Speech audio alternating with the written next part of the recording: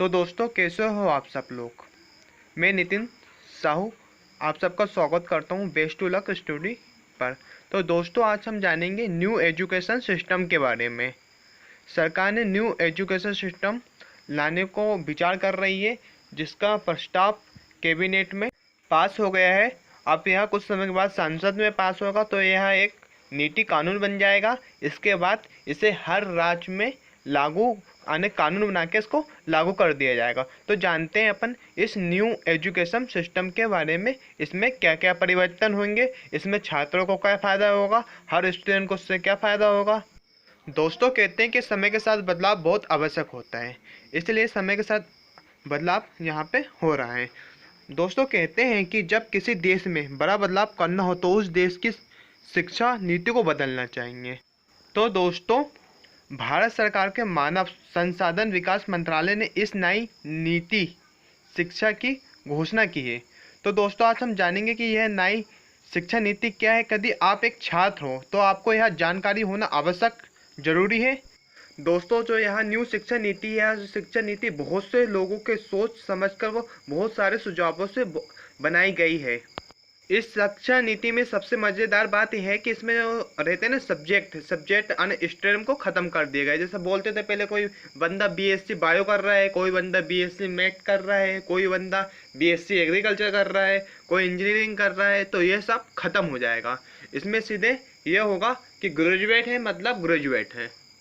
इसमें आपको जौन सा सब्जेक्ट पसंद है आप वो सब्जेक्ट लेके ग्रेजुएशन कर सकते हो। एकदम से बोल सकते हैं बफर सिस्टम। जैसे आपने 10वीं तक कुछ कर लिया है, कोई सा भी सब्जेक्ट है, 12वीं में आपको कोई सा भी, 12वीं में भी आप कोई सा भी सब्जेक्ट ले सकते हो।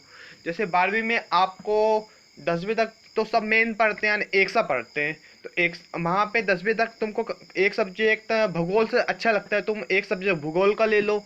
उसके बाद तुमको आर्ट भी अच्छा लगता है, आर्ट से जैसे इतिहास अच्छा लगता है तो एक सब्जेक्ट इतिहास से ले लो। एक सब्जेक्ट तुमको एग्रीकल्चर से अच्छा लगता है तो एक सब्जेक्ट जैसे एनिमल हस्बेंड्री तो उसको ले लो। या अदर तुमको जो मैथ अच्छी लगती है तो मैथ ले लो, बायो अच्छी लगती तो बायो ले लो। आने के आप बफर सिस्टम कर दिए गए, आपको आने के जो ग्रेजुएशन है इससे भी ग्रेजुएशन किसी से भी कर सकते हो, और 11-12 है वो भी आप जिससे करना चाहे उससे कर सकते हो। इसमें एक पुल बनाना है, आने की तुमने जो 11-12 में जो सब्जेक्ट था तुमरे में, तो उनमें से तुम आगे जाके ग्रेजुएशन किसी से भी कर सकते हो। तो दोस्तों, यहाँ पे 5+3+3+4 फॉर्मेट को समझते हैं, जो सब मिला के 15 साल का होता है। पहले हमारे भारत सरकार 12+2 साल की निगरानी रखती थी। अब भारत सरकार हमें 15 साल की निगरानी रखेगी बच्चों पर, और स्टडी बच्चा 3 साल से ही चालू कर देगा। इन 15 सालों में स्कूल के लिए 4 स्टेज बनाई गई है, जिसमें से पहली स्टेज है फाउंडेशन स्टेज। यहाँ पर जो आपको दिख रहे हैं ना 5+3, 3+3, 3+4 जे ईयर है। जे यानी कि जो स्कूल की जो स्टेज बनाई गई है उनके जो ईयर है, जो पहली स्टेज की जो ईयर है वो 5 ईयर का है, फिर उसके बाद जो स्टेज है वो 3 ईयर का है, उसके बाद जो स्टेज है वो भी 3 ईयर की है, उसके बाद जो स्टेज है वो 4 ईयर की है। तो आइए उनको अच्छे से समझते हैं। तो पहले चलते हैं फाउंडेशन स्टेज जो 5 ईयर की है।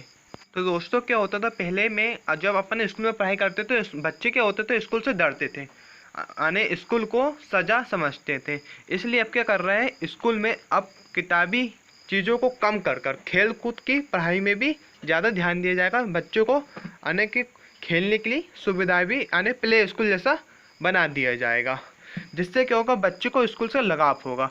तो जो पहले के चरण के जो 5 ईयर होंगे उसमें बच्चे का कोई भी एग्ज़ाम नहीं होगा।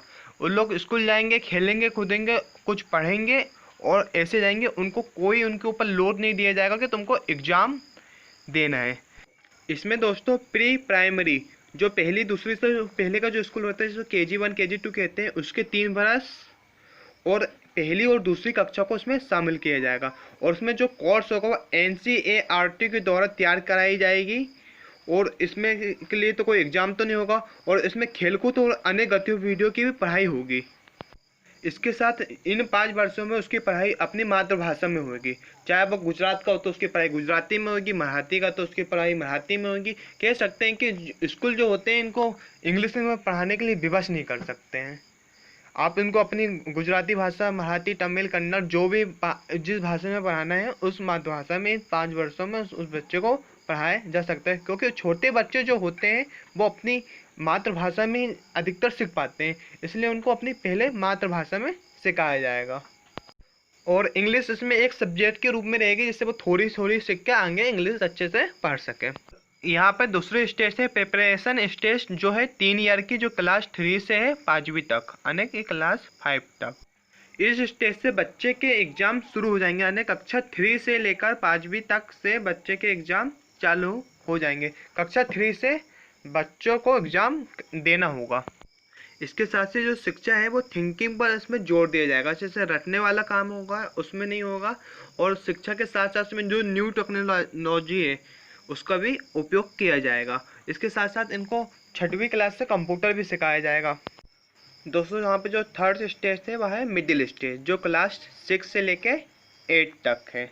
तो दोस्तों इसमें शिक्षा के साथ साथ इनको कंप्यूटर कोडिंग भी सिखाई जाएगी, यानी थोड़ा छोटा छोटा सॉफ्टवेयर जो कंप्यूटर की भाषा होती है, कंप्यूटर भी इनको सिखाया जाएगा।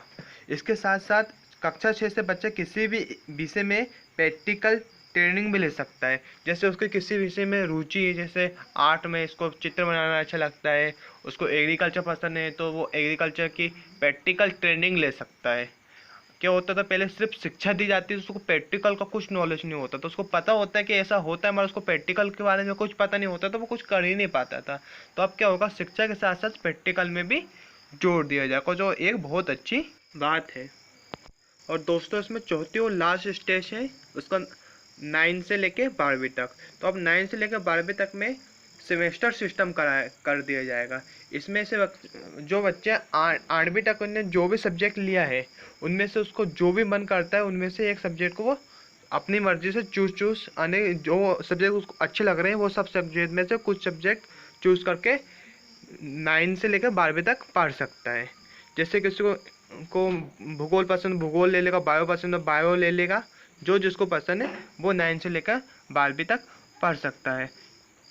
इन सब्जेक्ट के हिसाब से एक फुल तैयार होगा और इन्हीं के हिसाब से वो आगे ग्रेजुएशन में इनका उपयोग कर सकता है कि उनने 9 से लेकर 12वीं तक किन सब्जेक्ट का उपयोग करा था, उन्हीं सब्जेक्ट में से वो ग्रेजुएशन कर सकता है।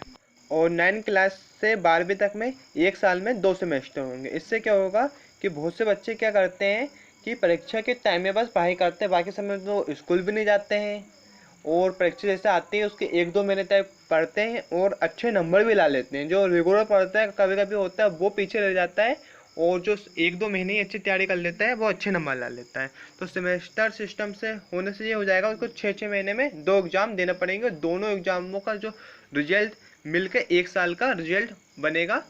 तो इससे क्या होगा, बच्चे को 2 बार अच्छे से पढ़ना पड़ेगा, इससे उनकी पढ़ाई मजबूत होगी और वो अच्छे से ध्यान लगा के पढ़ेंगे। दोस्तों अब कॉलेज में multi entry and multi exit का सिस्टम लागू हो जाएगा। इसका मतलब ये है कि पहले क्या होता था कॉलेज में, कोई कॉलेज तो होता है 3 साल का या 4 साल का, डिग्री तो इतनी की होती है ना। कोई बच्चा फर्स्ट ईयर पढ़ता था, उसके बाद उसको कुछ फाइनेंशियल कंडीशन आ जाती थी, या किसी के माँ बाप में से किसी की तबीयत ख़राब हो जाती थी, या उसका और कुछ कारण होता था जिसके कारण उसकी पढ़ाई छूट जाती थी। या तो 1 साल पढ़ पाता था या 2 साल पढ़ पाता था, जिससे उसको कॉलेज छोड़ना पड़ता था। और पहले के नियम के अनुसार जो होता था, किसी ने फर्स्ट ईयर किया है कोई मतलब नहीं है, कभी उसने कॉलेज छोड़ दिया था, सेकेंड ईयर क्या करा है कोई मतलब नहीं, उन्होंने कॉलेज छोड़ दिया। तो अब ऐसा नहीं होगा, कभी कोई बच्चा फर्स्ट ईयर करता है तो उसे सर्टिफिकेट मिलेगा कि उसने फर्स्ट ईयर करा है। यदि वो 2 साल कॉलेज करता है तो उसे डिप्लोमा मिलेगा, 3 साल कॉलेज करता है तो उसे डिग्री मिलेगी। और जो 3 साल का जो कॉलेज करता है यह जॉब के लिए अप्लाई कर सकता है कि ग्रेजुएशन 3 साल का होता है, जिससे वो हर एक जॉब भर सकता है। कभी वहाँ 4 साल का कॉलेज कर लेता है तो उसको रिसर्च डिग्री मिलेगी, यह 4 साल की होगी। तो अब कॉलेज में भी एक सिस्टम जो ख़त्म हो रहा है कि पहले बोलते थे कि बीए कर रहे हैं, बीएससी कर रहे हैं, बीकॉम कर रहे हैं, तो यह भी लगभग ख़त्म हो जाएगा कि जैसा एक ही सब्जेक्ट कर रहे में कि बीए, तो बीए में तो सिर्फ आर्ट वगैरह पढ़ते हैं, इतिहास भूगोल जे लेके। बीएससी में बायो का रहता है, कुछ मैथ का रहता है। तो अब तो जैसे 9 से 12 में कोई भी सब्जेक्ट लेके चूज़ करके पढ़ सकता है कोई भी स्टूडेंट, ऐसे इन कॉलेजों में भी कोई भी स्टूडेंट कोई भी सब्जेक्ट लेके पढ़ सकता है। जैसे वो डिग्री करेगा तो उसको कुछ इतिहास एक पसंद, वो इतिहास ले लेगा, बायो पसंद तो बायो ले लेगा। इस हिसाब से एक डिग्री बस होगी, एक सिंपल डिग्री कहलाएगी। अब वो डिग्री मायने ये रखती है कि तुमने किस किस सब्जेक्ट से करे हो। इन सब के साथ डिग्रियों में री एंट्री भी मिल जाएगी। जैसे किसी ने फर्स्ट ईयर करके छोड़ दिया है, वो 1-2 साल के बाद आकर सेकेंड ईयर से फिर से डिग्री कर सकता है। यह पहले नहीं हो पाता था, उसको फिर से कॉलेज शुरू करना पड़ता था फर्स्ट ईयर से।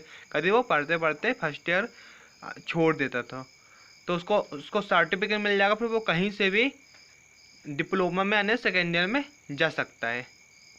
अब दोस्तों बात करते हैं पोस्ट ग्रेजुएट की। तो जो भी स्टूडेंट 4 ईयर का रिसर्च डिग्री करेगा, उसको 1 साल के लिए पोस्ट ग्रेजुएट किसी भी सब्जेक्ट से यानी पीजी करना पड़ेगा, और जो 3 साल की डिग्री करेगा उसको 2 साल की पीजी यानी पोस्ट ग्रेजुएट करना पड़ेगा। इन सब के साथ शिक्षा में और कई बदलाव किए गए हैं। जैसे स्कूल व कॉलेज के लिए एक निश्चित फीस सीमा रखी जाएगी। कोई भी कॉलेज या स्कूल मनमानी से अधिक फीस नहीं ले सकता है। उसको एक तय सीमा बना दी जाएगी कि वो इस डिग्री का कॉलेज है तो वो इससे ज़्यादा फीस नहीं ले सकता।